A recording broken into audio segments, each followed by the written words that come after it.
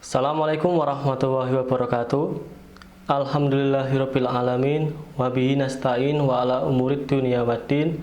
Wassalatu wassalamu ala asrofil anbiya'i wal mursalin sayyidina wa maulana Muhammadin amma ba'd.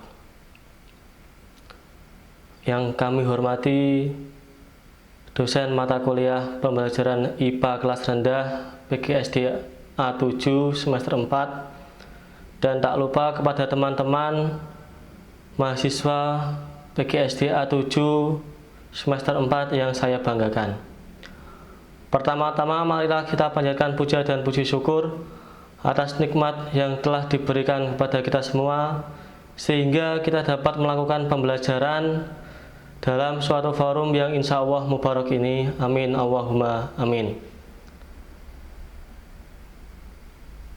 Kedua kalinya, salat serta salam tetap tercurahkan kepada junjungan kita Nabi Agung Muhammad SAW, yang mana salatnya kita atau syafaatnya kita tunggu di yaumul kiamah nanti. Amin Allahumma amin.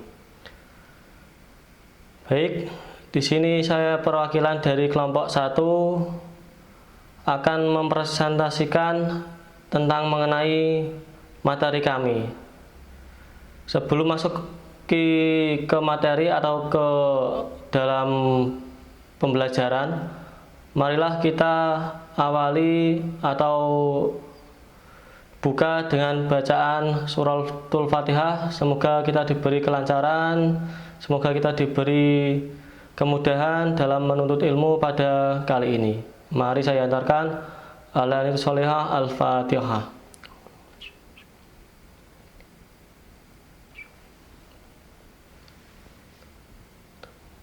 Selesai. Cara yang kedua yaitu pembahasan materi.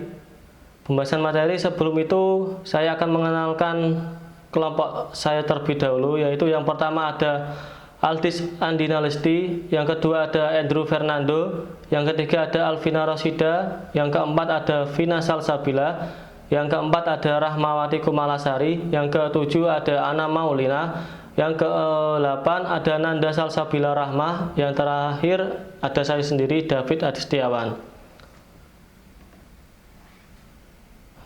Sebelum memasuki materi, adakah yang tahu pembahasan pada pertemuan kali ini dari teman-teman PGSD?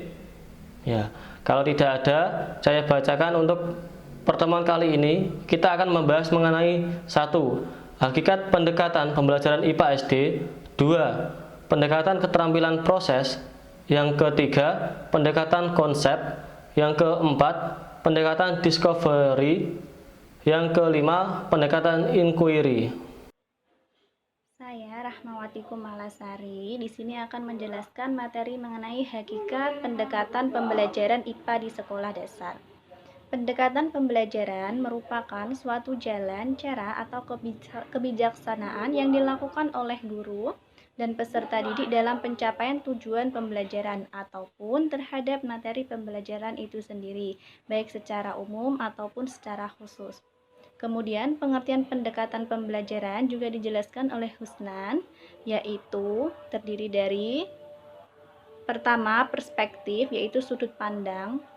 Teori yang dapat digunakan sebagai landasan untuk memilih model, metode, serta teknik dalam pembelajaran.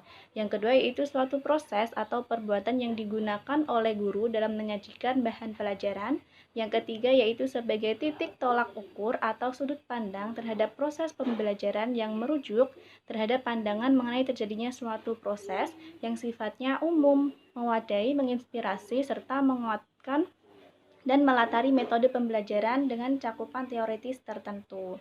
Kemudian pembelajaran IPA dilakukan untuk memberi kesempatan kepada peserta didik agar memiliki rasa ingin tahu secara alamiah, mengembangkan kemampuan bertanya serta mencari jawaban atas fenomena alam berdasarkan bukti, dan juga dapat mengembangkan cara berpikir secara ilmiah.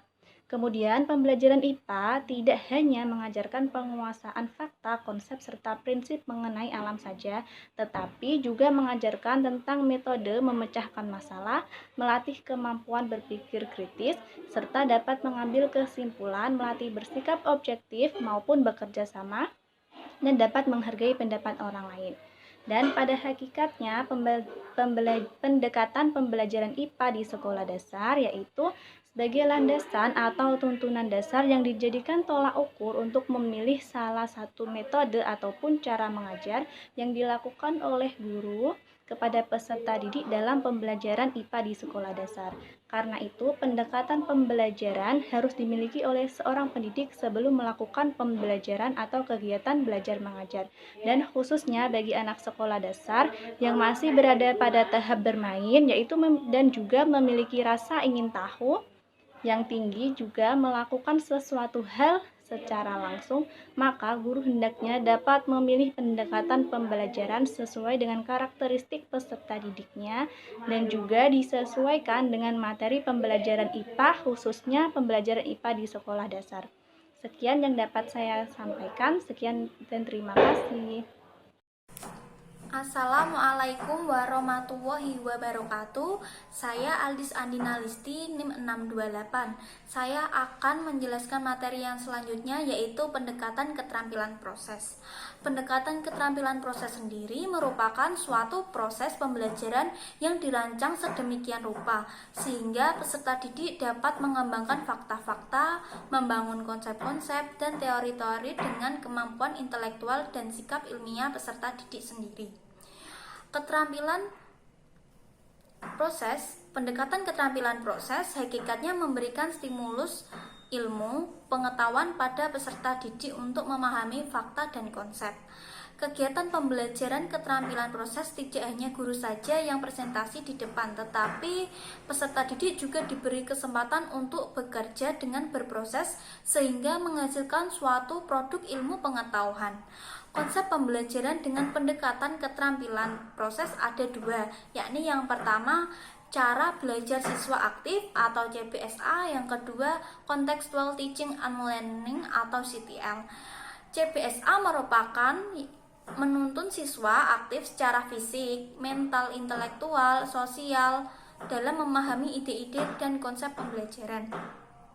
Yang kedua, CTL merupakan pembelajaran yang menantang siswa untuk kreatif menemukan informasi baru. Sekian dari saya. Wassalamualaikum warahmatullahi wabarakatuh.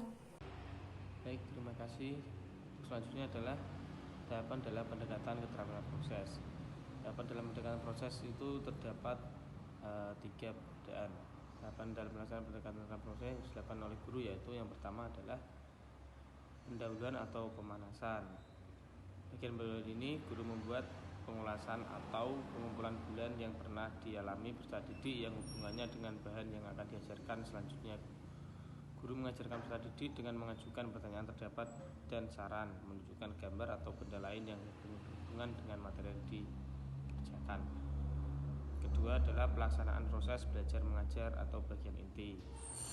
Yang terakhir adalah tahapan ini guru menjelaskan bahwa pelajaran yang diikuti peragaan, demonstrasi, gambar, model bagan yang sesuai dengan keperluan. Kemudian guru merumuskan hasil pengamatan dengan merinci, mengklarifikasi materi pembelajaran diserap dari kegiatan pengamatan terhadap bahan pelajaran. Selanjutnya guru menafsirkan hasil pengompokan itu dengan menunjukkan sifat, hal, dan peristiwa yang dikandung pada tiap-tiap kelompok. Guru meramalkan sebab akibat kejadian tertentu atau peristiwa lain yang mungkin terjadi waktu lain atau mendapatkan suatu perulasan yang berbeda. Terima kasih. Selanjutnya, saya akan menjelaskan tentang penerapan pendekatan keterampilan proses. Pendekatan keterampilan proses dalam penerapannya bertujuan agar peserta didik pada jenjang pendidikan dasar terbiasa mencari dan menyelesaikan masalah sesuai dengan tahapan metode ilmiah. Penerapan pendekatan keterampilan proses akan efektif jika perancangan pembelajaran sesuai dengan kesiapan intelektual peserta didik. Pembelajaran keterampilan proses harus disusun sesuai dengan tingkat kemampuan dan pengalaman peserta didik. Melalui pendekatan keterampilan proses dalam pembelajaran IPA di sekolah dasar sangat tepat. Hal ini disebabkan karena pendekatan keterampilan proses dapat menjadikan peserta didik aktif dan kreatif.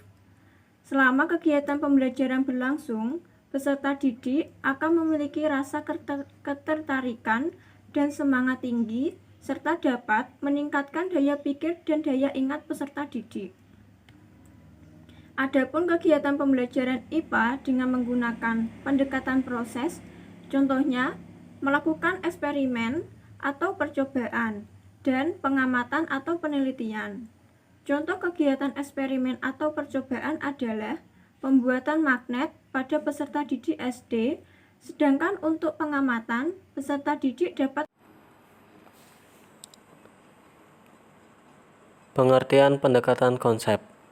Konsep didefinisikan sebagai abstraksi dari ciri-ciri suatu yang mempermudah komunikasi antar manusia dan memungkinkan manusia berpikir. Tafsiran atau pengertian seorang terhadap suatu konsep disebut konsepsi.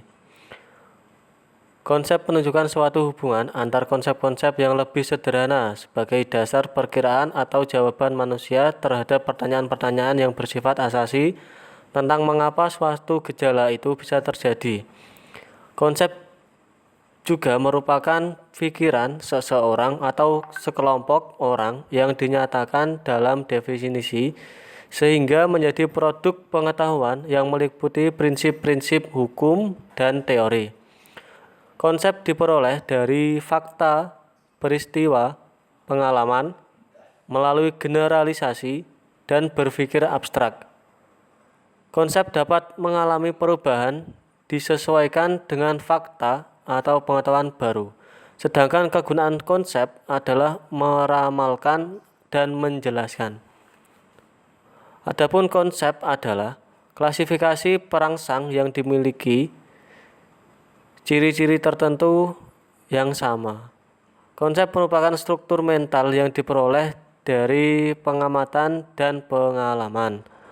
Pendekatan konsep adalah pendekatan pembelajaran yang secara langsung menyajikan konsep tanpa memberikan kesepakatan kepada siswa untuk menghayati bagaimana konsep itu diperoleh.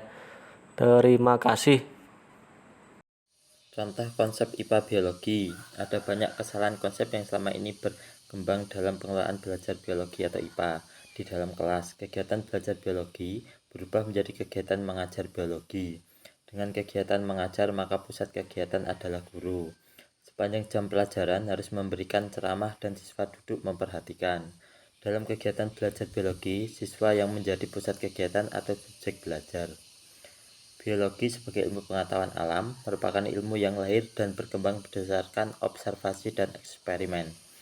Dengan demikian, proses belajar mengajar biologi bukan hanya sekedar transfer informasi, ilmu dari guru kepada siswa atau interaksi antara guru dengan siswa, tetapi pola interaksi terjadi antara siswa dengan objek atau materi, sedangkan guru hanya bertindak sebagai penengah atau pengendali. Berikut ini adalah skema kedudukan guru terhadap siswa dan materi biologi dalam proses belajar mengajar yang dikemukakan oleh Johar tahun 1985. Saya Alvina Rosida akan menerangkan tentang pendekatan discovery. Pendekatan discovery dilakukan secara observasi, klasifikasi, pengukuran, prediksi, penentuan, dan inferi. Discovery learning merupakan pembentukan kategori-kategori dan konsep-konsep yang dapat memungkinkan terjadinya generalisasi. Peserta didik dapat dinyatakan mengetahui suatu konsep apabila mengetahui 5 konsep tersebut, yakni nama, contoh-contoh yang positif dan yang negatif, karakteristik yang baik, yang pokok maupun yang tidak, rentangan, karakteristik, dan kaidah. Tahap perencanaan. Tahap perencanaan yang telah dilakukan oleh guru selaku peneliti adalah menyusun RPP dengan skenario pembelajaran metode discovery learning. Tahap berhasil menyiapkan alat sumber tahap yang diperoleh dalam penelitian. Berhasil menyusun instrumen observasi guru dan instrumen observasi peserta didik. Tempat menyusun alat evaluasi. Tahap pelaksanaan. pertemuan pada hari pertama, guru menyampaikan materi pembelajaran dengan pendekatan saintifik dengan kegiatan mengamati dan menanya. Peserta didik dibagi menjadi 8 kelompok kecil yang anggotanya 4-5 orang dan peserta didik secara heterogen. Peserta didik berdiskusi dengan metode discovery learning dengan kegiatan pokoknya, yaitu memecahkan suatu persoalan atau soal-soal yang menjadi tanggung jawabnya. Selama peserta didik berdiskusi, guru berkeliling membimbing kelompok sekaligus melakukan observasi atau pengamatan terhadap aspek-aspek yang telah direncanakan. Pertemuan yang kedua, masing-masing kelompok secara bergiliran mempresentasikan ke depan kelas yang diikuti semua anggota kelompok. Guru mengamati atau mengobservasi keterampilan peserta didik selama saintifik. Metode discovery learning bila telah mencapai rata-rata skor lebih besar sama dengan 4, kategori baik, dan hasil belajar dinyatakan telah meningkat jika 85% dari jumlah peserta didik memperoleh nilai rata-rata lebih besar sama dengan 75. Sesuai KKM, peserta sesuai dengan aspek pengamatan keterampilan yang telah direncanakan. Selanjutnya, hari ketiga tes tertulis. Tahap observasi. Tahap observasi dapat pertemuan pertama memperoleh skor rata-rata sebesar 2,79, pada penentuan kedua memperoleh skor rata-rata sebesar 3,50. Observasi peserta didik dapat pada pertemuan pertama memperoleh skor rata-rata sebesar 3,18. Pada pertemuan kedua memperoleh skor rata-rata sebesar 3,53. Peroleh hasil belajar dalam bentuk tes tertulis memperoleh nilai rata-rata sebesar 72,73. Tahap refleksi. Tahap refleksi ini aktivitas yang dilakukan adalah yang satu renungan data hasil peroleh nilai data pada siklus 1. Yang kedua, pengolahan data hasil observasi guru, peserta didik, dan tes tertulis. Yang ketiga, mencocokkan hasil yang telah ada dan indikator keberhasilan. Yang keempat, merencanakan perbaikan terhadap jenis tindakan yang menyebabkan belum tuntas indikator keberhasilan. Oleh karena itu, indikator keberhasilan belum terbukti, maka penelitian dilanjutkan ke siklus yang kedua. Terima kasih. Assalamualaikum warahmatullahi wabarakatuh. Nama saya Anna Maulina. Selanjutnya saya akan membacakan materi mengenai pendekatan inquiry dalam pembelajaran IPA SD. Nah, proses pembelajaran yang dilakukan di sekolah sebenarnya belum terlaksana dengan baik di antara pendidik dan peserta didik yang optimal. Salah satunya yaitu pada proses pembelajaran IPA, di mana masih banyak sekolah-sekolah yang belum memberikan hasil yang sebagaimana diharapkan bersama. Oleh karena itu, adanya salah satu pendekatan pembelajaran potensial yang sangat diperlukan ketika pembelajaran IPA, sehingga dapat memberikan pedoman atau penanaman konsep secara baik, peningkatan penguasaan keterampilan proses IPA dan sikap ilmiah para siswa, yaitu dengan menggunakan pendekatan inquiry. Pendekatan inquiry lebih menekankan kepada aktivitas siswa secara maksimal untuk mencari dan menemukan. Artinya, pada pembelajaran inquiry, siswa ditempatkan sebagai subjek belajar. Dalam proses pembelajaran, siswa tidak hanya berperan sebagai penerima materi pelajaran melalui penjelasan guru secara langsung, melainkan mereka berperan untuk menemukan sendiri inti dan dari materi pelajaran tersebut. Pada hakikatnya, pendekatan inquiry bertujuan untuk membimbing dan meningkatkan keterlibatan siswa dalam memproses bahan pelajaran, mengurangi ketergantungan siswa terhadap guru, dan cara Adapun langkah-langkah dalam proses pembelajaran inquiry yaitu menurut Trianto 2008 diantaranya adalah 1. Merumuskan masalah, 2. Mengamati atau melakukan observasi, 3. Menganalisis dan menyajikan hasil data tulisan, gambar, laporan, bagan, tabel, dan karya lainnya. 4. Mengkomunikasikan atau menyajikan hasil karya pada pembaca, teman sekelas, guru, atau audien yang lain secara kelompok ataupun individu. Kemudian dalam menanamkan konsep, contoh saja melalui pembelajaran pendekatan inquiry, yaitu pada pembelajaran IPA kelas rendah, konsep gerak pada kelas rendah, yaitu misalnya pada kelas 3 SD, di mana pembelajaran IPA akan lebih bermakna jika siswa diberi kesempatan untuk melakukan dan ikut serta secara aktif menemukan konsep gerak benda yang dibimbing guru. Sekian materi dari saya.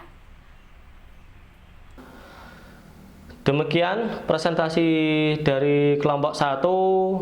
Kurang lebihnya mohon maaf. Setelah ini sesi tanya jawab kepada teman-teman atau rekan-rekan yang mungkin atau kurang paham dengan materi kelompok kami bisa ditanyakan pada pertemuan kali ini. Untuk itu, sekian saya akhiri pertemuan atau presentasi pada kali ini. Sekian dan terima kasih atas perhatiannya. Marilah kita tutup dengan bacaan hamdalah. Mari saya antarkan alhamdulillahirabbil alamin. Sekian, kurang lebihnya mohon maaf dari kelompok kami. Assalamualaikum warahmatullahi wabarakatuh.